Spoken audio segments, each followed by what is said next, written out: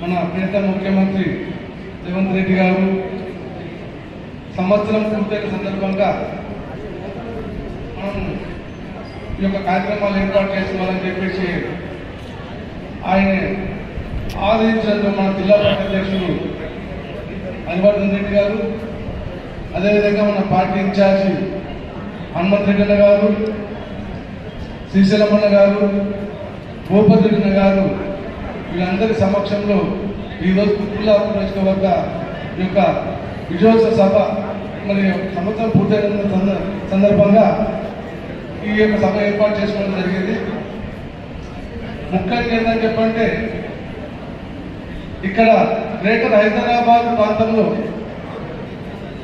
మన పార్టీ తరఫున ఎమ్మెల్యేలు లేరు కాబట్టి ప్రోటోకాల్ ప్రకారంగా ఇక్కడ డివిజన్ కార్పొరేటర్స్ కానీ ఎమ్మెల్యేలు కానీ కొన్ని కార్యక్రమాల్లో పాల్గొన్నా సరే మనము డివిజన్ వైజ్గా ఏ కార్యక్రమాలు తీసుకున్నా ఏమేమి తీసుకున్నా కానీ మనం ప్రోటోకాల్ వాళ్ళు ఏర్పాటిస్తున్నాం. మనం కూడా ప్రోటోకాల్ ప్రకారంగానే మన పెద్ద నాయకులను ఎవరైనా తీసుకొచ్చేసి మీ నాయకత్వాన్ని మేమందరం ఉంటాము, మనము కార్యక్రమాలు చేసుకుంటూ డివిజన్ వైజ్గా మనం ముందుకు పోతే మన క్యాప్ బలపడుతుందని చెప్పేసి నా ఉద్దేశపూర్వకంగా మనకు చెప్తున్నా ఉన్నాను. అదేవిధంగా మన కార్యకర్తలు మన బాధ్యత ఏంటని చెప్పంటే మరి మన ప్రభుత్వం ప్రవేశపెట్టినటువంటి సంక్షేమ కార్యక్రమాలు ఏవైతే ఉన్నాయో గ్రామీణ ప్రాంతాలలో 100%గా ఏవైతే సంక్షేమ కార్యక్రమాలు అక్కడ అమలు అవుతా ఉన్నాయి. కానీ గ్రేటర్ హైదరాబాద్ ప్రాంతంలో మనము కొంతమందికి 200 యూనిట్ల ఉచిత కరెంట్ ఏదైతుందో కొంతమందికి వస్తుంది, కొంతమందికి రావడం లేదు.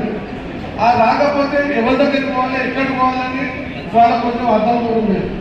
వచ్చిన కానీ మీరు చెప్తా ఉన్నాం. ఒకటి రెండవది ఏంటంటే చెప్పండి, గ్యాస్ కానీ అదేవిధంగా ఏ సంక్షేమ కార్యక్రమాలు ఉన్నా కానీ వాళ్ళ కార్యకర్తలు ముందుండి మరి ప్రతిలో వయసుగా ఎవరికెవరికైతే వస్తలేదో ఎవరికైతే అంతలేదు మనం అందరం కూడా ముందుండి వివిధ మరి కరెంట్ కానీ మరి గ్యాస్ కానీ పెన్షన్స్ కానీ ఇంకేమైనా ఉన్నా కానీ మన కార్యకర్తలు ఆ బస్తీలో ప్రజలందరికీ కూడా అండగా నిలబడి వాళ్ళకు ఈ యొక్క సంక్షేమ ఫలాలు అందే విధంగా మనము ముందుండి తీసుకోవాల్సినప్పుడు బాధ్యత మన పైన ఉంటుంది. అప్పుడే కార్యక్రమం ఇక్కడ ఉన్నటువంటి జనానికి మన నాయకత్వంపై నమ్మకం కలుగుతుంది, పని ఇస్తారని చెప్పి నమ్మకం లోకల్ నాయకుల కార్యక్రమంలో ఉంటుంది. కాబట్టి కార్యకర్తలకు అందరికీ నమస్కరించి తెలియజేయలేదని చెప్పంటే ఈ విధంగా మనం ముందుకు పోవాలి.